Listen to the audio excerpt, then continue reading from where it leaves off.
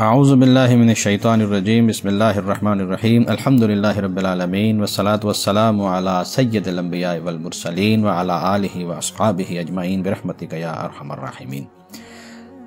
ہماری گفتگو جو ہے وہ دل کے اعمال خیر کے اوپر جاری ہے اور یہ ہماری اگلی مجلس ہے۔ اس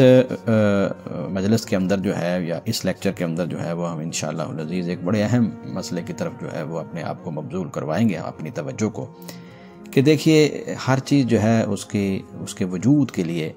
اس کا جو ہے وہ ایک مرکز ہوتا ہے، ایک مرکزی نقطہ ہوتا ہے۔ جب تک اس چیز کا وہ مرکزی نقطہ، اس چیز کی وہ بنیاد درست نہیں ہوگی تو اس کے اوپر کسی بھی قسم کی جو ہے وہ بنیاد جو ہے وہ عمارت درست ثابت نہیں ہوگی۔ ایک اچھی عمارت کے لیے، ایک اچھے مکان کے لیے اس کی بنیاد کا مضبوط ہونا بہت ضروری ہے۔ اسی طرح ہی اگر آپ لوگ یہ چاہتے ہیں کہ میری دنیاوی لحاظ سے جو ہے وہ پیداوار، کسی جگہ پر جو ہے وہ آپ درخت لگا رہے ہیں، فصل اگا رہے ہیں، اور وہاں سے آپ چاہتے ہیں کہ مجھے زیادہ سے زیادہ بہتر اچھی سبزی اور پھل اور اس کی پیداوار ملے، تو اس کے لیے سب سے بہترین چیز جس کی آپ سب سے پہلے انتخاب کرتے ہیں وہ اس کا بیج ہوتا ہے۔ بیج کو آپ منتخب کرتے ہیں، اچھے بیج کا انتخاب کرتے ہیں، پھر اچھی زمین کا انتخاب کرتے ہیں، پھر اس کے اوپر جو ہے وہ اچھی کھاد، پھر پانی بر وقت اس کا پہنچنا، پھر گرمی، سردی اور مختلف قسم کے جانوروں اور پرندوں سے اس کی حفاظت، اور کیڑے مکوڑوں سے اس کی حفاظت، پھر جڑی بوٹیوں سے اس کی حفاظت، یہ سارا کام آپ اتنی محنت سے کرتے ہیں۔ پھر اللہ تعالیٰ کی خاص رحمت اور اس کے فضل و کرم سے جو ہے یہ اس کی دواؤں کے نتیجے میں سمجھیے، اور اللہ تعالیٰ کی طرف سے باران رحمت کے نتیجے کے اندر، اللہ کے خاص فضل و کرم کے نتیجے سے کیا ہوتا ہے کہ وہ ایک بہت ہی خوبصورت اور شاندار قسم کی فصل کی شکل میں آپ کے سامنے آتی ہے۔ آپ کو وہاں سے اچھی سبزی بھی مل جاتی ہے، اچھا اناج مل جاتا ہے، اچھا پھل مل جاتا ہے، خوبصورت جو ہے وہ سبز و شاداب درخت اور پھول مل جاتے ہیں۔ بھائی نہیں، بالکل اسی طرح ہی جو ہے وہ ایمان کا معاملہ ہے۔ اللہ رب العزت نے قرآن حکیم کے اندر سورہ ابراہیم میں ایمان کی جو ہے وہ مثال ایک درخت کے ساتھ دی ہے۔ دیکھیے اگر ایمان جو ہے اس کی مثال بھی ایک درخت کی طرح ہے تو پھر ظاہر ہے کہ اس کا بھی کوئی نہ کوئی بیج ہوگا، اور وہ بیج لگے گا کسی زمین کے اندر، تو وہ ایمان کا جو سمجھیے کہ بیج ہے وہ اصل میں وہ دل کے اندر وہ اس کا مکمل یقین اور اس کی وہ تصدیق ہے، اور اللہ اور اس کے رسول صلی اللہ علیہ وآلہ وسلم کے وعدوں پر اس قدر یقین ہوتا ہے کہ اس کے اندر کسی بھی قسم کا کوئی نفاق اور کسی بھی قسم کا کوئی شک جو ہے وہ پھر اس میں وارد نہیں ہوتا۔ جب انسان کو اس قسم کا مضبوط ایمان جو ہے وہ نصیب ہو جائے تو سمجھیے کہ وہ اس کا جو ہے وہ اس ایمان کے درخت کا بیج جو ہے وہ بڑا شاندار ہے، اور یہی شاندار بیج جو ہے وہ اس کے لیے راہ نجات کا جو ہے وہ بن جائے گا۔ اسی لیے حضور صلی اللہ علیہ وسلم نے فرمایا من کانا آخر کلام لا الہ الا اللہ خالصا لقلبہ دخل الجنہ۔ اس کا اتنا اجر ہے، اس کا اتنا عظیم عمل ہے یہ کہ جس شخص کو جو ہے، جس نے اللہ رب العزت کے لیے جو ہے دل کے اخلاص کے ساتھ لا الہ الا اللہ کا اقرار کر لیا اور اس کو پختہ کر لیا اور اس پر یقین کر لیا تو وہ جنت میں داخل ہو گیا۔ تو اس کا مطلب یہ ہو گیا کہ یہ بیج جو ہے لگے گا کہاں؟ اس کی جگہ کیا ہے؟ اس کا جگہ جو ہے وہ مومن کا دل ہے۔ تو اس لیے دل جو ہے اس کے اعمال خیر کے اندر دل کی صفائی اور دل جو ہے اس کا صاف ستھرا ہونا ہر قسم کے جو ہے وہ کفر سے، نفاق سے اور ارتداد سے اور نفاق سے، منافقت سے، ریاکاری سے اور پھر جو ہے وہ برائیوں سے اس کا پاک صاف ہونا بہت زیادہ ضروری ہے۔ تو اس لیے آج ہماری گفتگو جو ہے وہ سمجھیے کہ تزکیہ قلب یا تطہیر قلب کے اوپر ہوگی، کیونکہ ظاہر ہے ایمان کا درخت جو ہے اس نے وہیں پر جو ہے وہ پھلنا پھولنا ہے، وہیں اس نے جو ہے وہ اس کی نشو و نما ہونی ہے۔ تو جس قدر انسان کا دل جو ہے وہ پاکیزہ، جس قدر مطہر اور جس قدر جو ہے وہ اس کے اندر تزکیہ ہوگا، تطہیر ہوگی اس کی، اسی قدر جو ہے وہ پھر اس ایمان کے اندر بھی بڑھوتری ہوگی، وہ درخت بھی بڑا شاندار ہوگا، اور اس کے سے نکلنے والے جو کہتے ہیں درخت کا تنا اور اس کے پتے اور اس کی شاخیں اور پھل اور پھول وہ انتہائی شاندار ہوں گے، اور ایسا درخت جو ہے وہ پھر جو ہے وہ ایسے انسان کے لیے جو ہے وہ اعمال صالحہ لے کر آئے گا، جو اعمال صالحہ جو ہے وہ اس کے لیے کل قیامت والے دن ذریعہ نجات بنیں گے۔ اور یہی ایمان اور اعمال صالحہ کو اگر اکٹھا کیا جائے تو ایک بہت ہی شاندار درخت آپ کے سامنے آتا ہے، اور اس کی اصل بنیاد کیا ہے؟ قلب مومن، انسان کا دل، مومن کا دل۔ اس کی اصلاح کے لیے جو ہے وہ آج ہم لوگ تھوڑی سی گفتگو کریں گے دل کے اعمال خیر کے اندر۔ یہ بھی ایک بہت بڑا عمل ہے کہ انسان اپنے دل کی بھی تطہیر ساتھ ساتھ کرتا رہے۔ دیکھیے یہ بھی عمل خیر ہے اگر آپ لوگ جو ہیں وہ اپنی فصل کا خیال نہیں کریں گے، زمین کا خیال نہیں کریں گے، برابر اسے مناسب وقت میں پانی نہیں دیں گے، کھاد نہیں دیں گے، وہاں پر پیدا ہونے والی جڑی بوٹیوں کو نہیں اکھاڑیں گے، تو نتیجہ کیا نکلے گا کہ وہ زمین جو ہے وہ کیا ہوگی، سخت ہو جائے گی، پتھریلی ہو جائے گی، اور نتیجہ یہ نکلے گا کہ وہ جو بیج اس میں بویا گیا ہے وہ صحیح نشو و نما نہیں لائے گا۔ تو وقت کے ساتھ ساتھ جب انسان ایمان لاتا ہے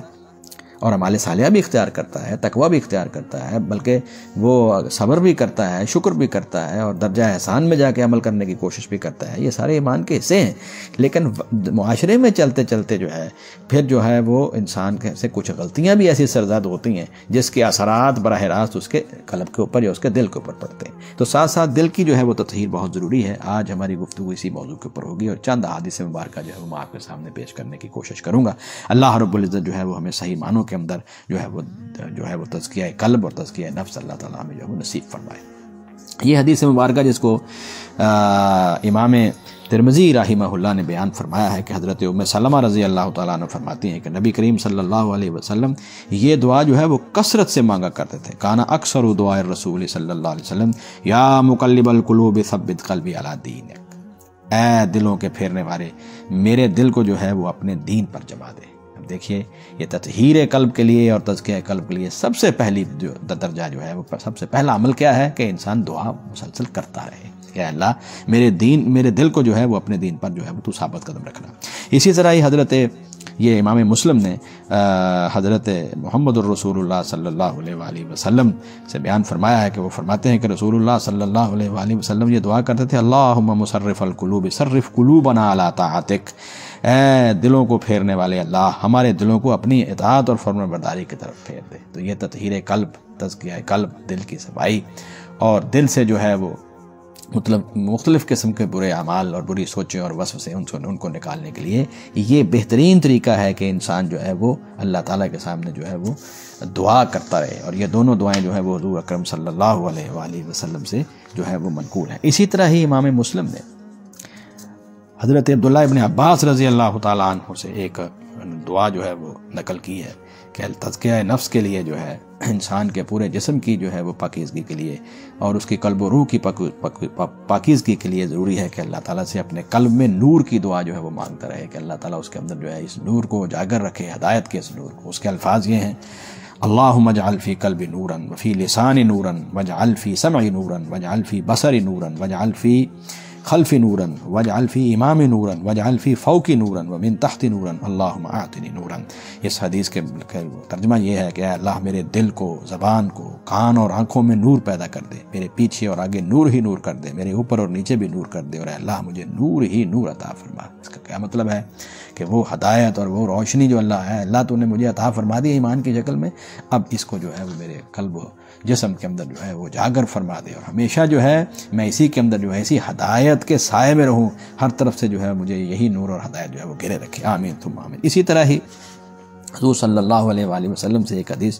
جس کو جو ہے وہ امام بہقی نے صحیح سند کے ساتھ حضرت ام معبد رضی اللہ عنہ سے بیان فرمایا ہے، وہ فرماتے ہیں کہ رسول اللہ صلی اللہ علیہ وسلم کو میں نے یہ الفاظ کہتے ہوئے سنا ہے، اللہم طہر قلبی من النفاق وعملی من الریاء ولسانی من الکذب وعینی من الخیانت فانک تعلم خائنۃ الاعین وما تخفی الصدور۔ ترجمہ یہ ہے کہ اللہ میرے دل کو منافقت سے، میرے دل کو جو ہے میرے عمل کو ریاکاری سے، میری زبان کو جھوٹ سے اور میری آنکھوں کو خیانت سے جو ہے وہ پاک کر دے، کیونکہ تو آنکھوں کی خیانت اور سینوں کے اندر چھپی ہوئی باتوں کو بھی جانتا ہے۔ تو یہ دیکھیے یہ دعائیں ہیں جو انسان کے جسم کی اور انسان کے قلب کی جو ہے اور انسان کے نفس اور اس کی جان کی مسلسل تطہیر کرتی رہتی ہیں، اس کو تزکیہ کرتی رہتی ہیں، اس کو پاک کرتی رہتی ہیں۔ یہ دعائیں جو ہیں ان کو سیکھنا چاہیے۔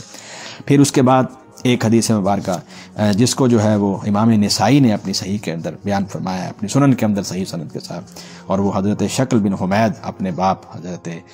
حمید رضی اللہ تعالیٰ عنہ سے بیان فرماتے ہیں کہ میں نے نبی صلی اللہ علیہ وآلہ وسلم سے یہ سوال کیا کہ اللہ کے رسول کوئی ایسا تعویذ مجھے سکھلائیے۔ تعویذ کا مطلب یہ نہیں ہے جو ہمارے ہاں یہاں پر جو ہے وہ چلتا ہے، دھاگا پڑھ کے یا کاغذ کے اوپر لکھ کر جو ہے اس کو جو ہے وہ پھر باندھ دینا، گلے میں لٹکا دینا۔ ایسا تعویذ تو حضور صلی اللہ علیہ وسلم نے اپنی زندگی میں کبھی کیا ہی نہیں ہے، اور نہ آپ نے کبھی اس طرح کسی کو لکھ کر دیا ہے۔ یہ لوگوں نے خود ہی جو ہے یہ دکانداریاں بنائی ہوئی ہیں، اللہ تعالیٰ ہمیں محفوظ فرمائے۔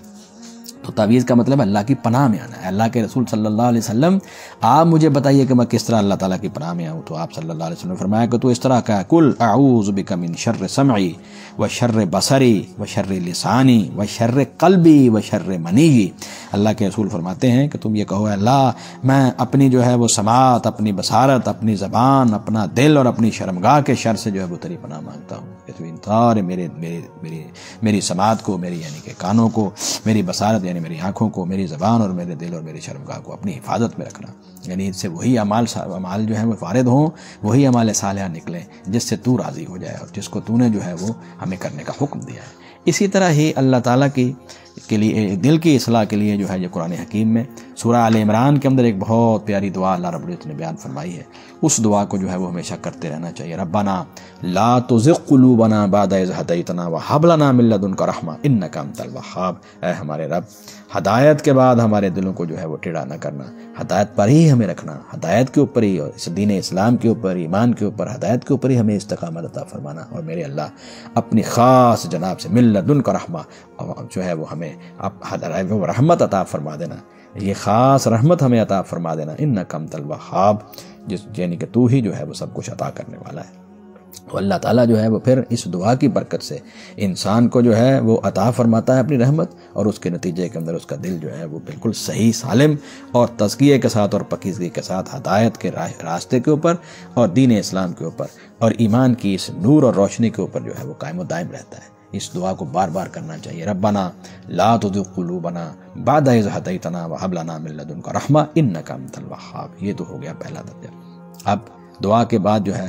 اس کے علاوہ معوذاتین بہترین علاج ہے دل کی بیماریوں کا۔ معوذاتین سمجھتے ہیں آپ؟ یہ دو ایسے تعویذ ہیں قرآن مجید کے اندر جن کے ہوتے ہوئے دنیا کے اندر کسی کے پاس جو ہے وہ تعویذ لینے کی ضرورت ہی نہیں ہے۔ آپ خود بھی، اپنے بچوں کے اوپر بھی، اور اپنے مسلمان دوستوں اور بھائیوں کو بھی سب کو یہ بتائیے، اپنے بیوی بچوں کو، اپنے والدین کو، اپنے اوپر بھی انہی جو ہے وہ دو صورتیں جو ہیں ان کو پڑھ کر ان کا دم کریں۔ حضور صلی اللہ علیہ وسلم کے بارے میں مسلسل اور متواتر اور لگاتار حدیث ہیں کہ نبی صلی اللہ علیہ وسلم فرضی نمازوں کے بعد آیت الکرسی کے بعد سورۃ اخلاص، سورۃ الفلق اور سورۃ الناس جو ہے وہ پڑھنے کا حکم دیتے۔ اسی طرح نبی صلی اللہ علیہ وآلہ وسلم جب صبح و شام جو ہے ان کو تین مرتبہ، 3 دفعہ سورۃ اخلاص، 3 دفعہ سورۃ الفلق، 3 دفعہ سورۃ الناس فجر کے بعد انسان پڑھے، اس طرح عصر کے بعد جو ہے وہ ان کو 3 مرتبہ پڑھے، اس طرح رات کو سوتے وقت تو نبی صلی اللہ علیہ وسلم جو ہے ان کو 3 مرتبہ پڑھ کے اپنے پورے جسم کے اوپر جو ہے وہ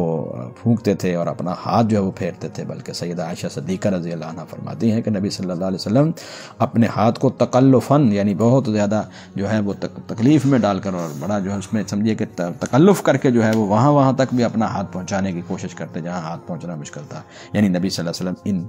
ان کے ذریعے جو ہے وہ پناہ میں آتے اللہ رب العزت کی۔ یہ سورۃ الفلق اور سورۃ الناس کا ورد جو ہے اس کو بھی جو ہے وہ تطہیر قلب کے لیے سمجھیے کہ بہت بڑا نسخہ اور علاج ہے۔ یہ ان دعاؤں کے بعد پھر اگلا درجہ کیا ہے؟ وہ ہے توبہ اور استغفار کرتے رہنا۔ یہ بھی انسان کے دل کو جو ہے وہ پاک اور صاف کرتا ہے۔ اس سلسلے میں امام ابن ماجہ نے حضرت ابو ہریرہ رضی اللہ تعالیٰ عنہ سے ایک روایت نقل کی، اس کا ترجمہ میں آپ کے سامنے پڑھ دیتا ہوں۔ اللہ کے نبی صلی اللہ علیہ وسلم نے فرمایا جب مومن آدمی کو گناہ کرتا ہے تو اس کے دل پر ایک سیاہ نقطہ پڑ جاتا ہے۔ ان المؤمن اذا اذنب كانت نقطة السوداء في قلبه فان تاب ونزع واستغفر، یہ 3 الفاظ آپ نے استعمال فرمائے ہیں۔ فان تاب، پھر اگر وہ توبہ کر لے، ونزع، اور وہ گناہ کو سے باز آ جائے، واستغفر، اور اللہ سے معافی مانگ لے، تو پھر فرمایا سوقل قلبہ فإن زادت، تو فرمایا اگر وہ یہ توبہ کر لے، گناہ سے باز آ جائے، اللہ سے معافی مانگ لے، تو اس کا دل پہلے کی طرح پاک صاف ہو جاتا ہے، وہ نقطہ سیاہ جو ہے وہ ختم ہو جاتا ہے۔ لیکن اگر وہ گناہ کرتا چلا جائے تو پھر وہ سیاہ نقطہ بھی بڑھتا چلا جاتا ہے، اور اس کی وہ کیفیت پھر حضور صلی اللہ علیہ وسلم بیان فرماتے ہیں کہ ہو جاتی ہے جو اللہ تعالیٰ نے 30ویں پارے سورہ المطففین کی آیت نمبر 14 میں بیان فرمائی ہے۔ اللہ فرماتے ہیں، یہ حضور صلی اللہ علیہ وسلم نے یہ آیت مبارکہ تلاوت فرمائی ہے، فرمایا کلا بل ران علی قلوبہم ما کانوا یکسبون۔ تو پھر ہو جاتا ہے کہ یہ قرآن ہرگز جو ہے وہ یہ قرآن مجید ہرگز جو ہے وہ کوئی کہانیاں نہیں ہیں، بلکہ یہ تو تمہیں اطلاع دے رہا ہے کہ یہ تو وہ زنگ ہے جو ان لوگوں کے دلوں پر ان کے برے اعمال کے نتیجے میں لگ چکا ہے، یہ زنگ ان کے اوپر چڑھ گیا ہے، یعنی یہ سیاہ نقطہ بڑھتا بڑھتا پورا ان کے دل کو جو ہے وہ گھیر لیا ہے، آج ہمارے اعمال صالحہ جو ہیں وہ ہم اس سے کیوں پیچھے ہٹ رہے ہیں؟ اس کے اندر سستی اور کاہلی کا مظاہرہ ہم جو ہے وہ کیوں اختیار کر رہے ہیں؟ اللہ معاف فرمائے، کچھ تو ایسے ہیں جو بالکل چھوڑ گئے ہیں اور اپنی برائیوں کے اندر بھاگے جا رہے ہیں۔ ہم اپنے دفاتر کو دیکھ لیں، کچہریوں کو دیکھ لیں، ہم اپنی جو ہے وہ عدالتوں کو دیکھ لیں، اپنے جو ہے وہ مختلف محکموں کو دیکھ لیں، چاہے وہ تعلیمی ادارے ہیں، چاہے کوئی اور انتظامی امور کے معاملات ہیں، ہمارے ہاسپٹلز ہیں، میں کہتا ہوں اسکول ہیں، کالجز ہیں، یونیورسٹیز ہیں، الا ماشاء اللہ ہی کچھ لوگ بچے ہوئے ہوں گے، وگرنہ ہر آدمی جو ہے وہ اسی دوڑ کے اندر ہے کہ کسی طریقے سے جو مال کی کثرت مجھے حاصل ہو جائے، اس میں حلال حرام کی تمیز ختم ہو گئی ہے، اور پھر جو ہے وہ نیچے سے اوپر تک جو ہے وہ رشوت کا اگر بازار گرم ہے تو کیا ان چیزوں کو اختیار کرنے سے ہمارے دل پاک رہیں گے؟ کیا ان کے اوپر جو ہے وہ سیاہ نقطہ بڑھ نہیں جائے گا؟ اور اگر اللہ معاف فرمائے وہ سارے دل کو گھیر لے گا تو پھر کیا یہ سیاہی جو ہے وہ ہمیں یہ اندھیرا اور یہ سیاہی جو ہے یہ ہمیں اس ایمان اور اعمال صالحہ کی اس روشنی اور نور کی طرف آنے دے گی؟ یہ ہے دلوں کا بگاڑ، جس کے نتیجے کے اندر آج جو ہے وہ ہم لوگ بہت آگے بڑھ گئے ہیں۔ اللہ تعالیٰ جو ہے وہ بحیثیت مجموعی ہمارے حال پر رحم فرمائے اور ہم سب کو جو ہے وہ ہمارے اس عمل کی، ان برائیوں سے بچنے کی اور اعمال کی اصلاح کرنے کی توفیق عطا فرمائے۔ تو نبی صلی اللہ علیہ وسلم نے یہاں پر جو اصول بیان فرمایا ہے وہ یہ ہے، برائیوں کے نتیجے کے اندر دلوں کے اوپر جو سیاہ نقطہ بڑھتا جاتا ہے اس کے لیے کیا کرو گے؟ توبہ کرو گے، گناہ کو چھوڑو گے اور استغفار کرو گے۔ یہ دوسرا نسخہ ہے۔ تیسری چیز جو نبی صلی اللہ علیہ وسلم نے تطہیر قلب کی بیان فرمائی ہے، بہت ہی پیاری حدیث ہے، اس کو امام بخاری رحمہ اللہ نے حضرت نعمان ابن بشیر رضی اللہ تعالی عنہ سے بیان فرمایا ہے، اور اس کے اندر ایک بڑی زبردست اصول اللہ کے رسول صلی اللہ علیہ وسلم نے بیان فرمایا ہے، وہ ہے شک والی، شبہ والی، مشتبہ چیزوں سے بچنا۔ آج کے دور کے اندر جو ہے وہ آپ لوگ دیکھ رہے ہیں کہ مختلف قسم کی جو ہے وہ ہمارے معاشی مسائل کے اندر جو ہے وہ ایسی باتیں آ گئی ہیں جس کی بہت ہی لمبی فہرست ہے۔ ہمارا بینکنگ سسٹم ہے، سود کا نظام ہے، پھر یہ سٹاک ایکسچینجز ہیں، پھر وہ کیا کہتے ہیں کہ کچھ قرعہ اندازیاں ہیں، لاٹریز ہیں، پھر جو ہے وہ کمیٹیاں ہیں، کوئی بولی کی کمیٹیاں ہیں، پھر اسی طرح جو ہے وہ ٹوکنز ہیں، اور پھر سمجھیے کہ پرائز بانڈز ہیں، پھر یہ جو ہے وہ مختلف قسم کی جو ہے وہ ہماری انشورنس کی اسکیمیں ہیں، پتہ نہیں کیا کچھ ہے۔ یہ سارے جتنے بھی، اور اسی طرح یہ جو کرنسی اور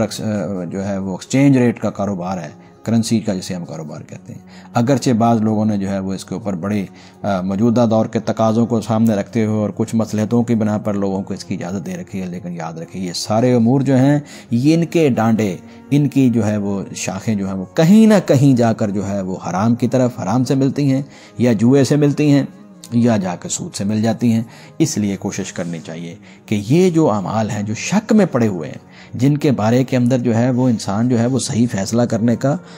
جو ہے وہ سمجھیے کہ اس کے پاس جو ہے وہ اتنی صلاحیت نہیں ہوتی بعض لوگوں کی، یہاں پر جو ہے جن کے پاس علم نہیں ہے وہ تو بہت دور کی بات ہے فیصلہ کرنا۔ میں سمجھتا ہوں کہ اچھے خاصے پڑھے لکھے لوگوں کے پاس بھی جو ہے وہ صحیح معنوں میں اس کی ڈفرینشیشن کرنا، صحیح کیا ہے اور غلط کیا ہے، یہ بڑا مشکل ہو گیا ہے۔ اللہ رب العزت ہمارے لیے آسانیاں پیدا فرمائے، اس میں کوئی شک نہیں ہے کہ معاشی معاملات بہت اہم ہیں۔ ظاہر ہے کہ انسان نے جو ہے وہ محنت کرنی ہے، زندگی گزارنے کے لیے جو ہے اس نے کوشش کرنی ہے، تجارت کرنی ہے، زراعت کرنی ہے، کاروبار کرنا ہے، بہرحال جابز بھی کرنی ہے، تو اس کے لیے ضروری ہے کہ وہ کچھ کمائے تاکہ اپنے اور اپنے بیوی بچوں اور اپنے جو ہے والدین اور دیگر جو مسلمان ہیں ان کے حقوق پورے کر سکے۔ تو ظاہر ہے اس نے کام تو کرنا ہے، معاشی مسئلے سے کوئی آدمی جو ہے وہ مستثنیٰ نہیں ہے، لیکن اس میں بنیادی اصول یہ ہے کہ انسان زیادہ سے زیادہ کوشش کرے کہ وہ شبہات سے، شک والی چیزوں سے بچ جائے۔ اس حدیث کو ذرا سمجھیے، اللہ کے رسول صلی اللہ علیہ وسلم فرماتے ہیں کہ الحلال بین والحرام بین، کہ اللہ کے رسول فرماتے ہیں کہ دیکھو لوگو، حلال بھی واضح ہے اور حرام بھی واضح ہے کہ اللہ تعالیٰ نے کس کو حلال کیا ہے اور کس کو حرام کیا ہے۔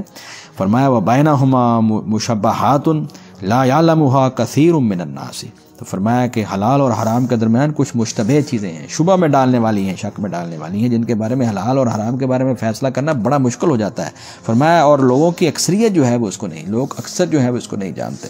لا يعلمها كثير من الناس، جن کو اکثر لوگ نہیں جانتے۔ فرمایا فمن اتقى المشبہات، فمن اتقى المشبہات استبرأ لدینہ وعرضہ، تو اللہ کے رسول فرماتے ہیں کہ جو مشتبہات سے بچ گیا، ان مشتبہ چیزوں سے بچ گیا تو اس نے اپنا دین اور اپنی عزت بچا لی۔ پھر آگے فرمایا ومن وقع فی المشبہات قرائن یرعی حول الحمیہ یوشک ان یواقعہ الا وان لکل ملک حمیا الا ان حمی اللہ فی ارضہ محارمہ الا وان فی الجسد مضغۃ اذا صلحت صلح الجسد کلہ واذا فسدت فسد الجسد کلہ الا وہی القلب۔ یہ میں نے بڑا سمجھیے کہ تکلف کر کے جو ہے وہ اس عربی عبارت پڑھنے کی کوشش کی ہے، کیونکہ اس کے اندر جو ہے وہ جو خاص طور پر حما کا لفظ ہے اس کے اعراب کا پڑھنے کا بھی مشکل ہو جاتے ہیں، لیکن بہرحال یہ اس لیے میں نے بیان کی ہے برکت کے لیے یہ حدیث مبارکہ کہ اس کے سارے الفاظ آپ کے سامنے آ جائیں۔ اللہ کے رسول صلی اللہ علیہ وسلم فرماتے ہیں کہ جو مشتبہات سے بچ گیا تو اس نے اپنا دین اور عزت بچا لی، اور جو مشتبہات میں پڑ گیا اس کی مثال پھر کیا ہے، اس چرواہے جیسی ہے جو یعنی ایک بکریاں چرانے والا چرواہا جو ہے جو چراگاہ کے ارد گرد جانور چراتا ہے، کسی کی چراگاہ کے ارد گرد جانور چراتا ہے، قریب ہے کہ وہ اس میں داخل ہو جائے۔ کیا مطلب ہے کہ اگر آپ لوگ جو ہیں وہ جا کر کسی کی چراگاہ کی باؤنڈری لائن کے اوپر، اس کی سرحد کے اوپر جو ہے وہ جا کر جانور چرائیں گے تو عین ممکن ہے کہ وہ جانور، وہ بکریاں، وہ ریوڑ آپ کے کنٹرول میں نہ رہے اور وہ جو ہے وہ جا کر اس کی چراگاہ میں داخل ہو جائے، اور نتیجہ کیا نکلے گا؟ فرمایا کہ بالکل ایسا ہی ہے، ہر بادشاہ کی ایک چراگاہ ہوتی ہے۔ الا وان لکل ملک حمیا الا ان حمی اللہ فی ارضہ محارمہ، دیکھو ہر بادشاہ کی ایک چراگاہ ہوتی ہے، اور دیکھو آگاہ رہو اللہ کی چراگاہ زمین میں اس کی حرام کردہ اشیاء۔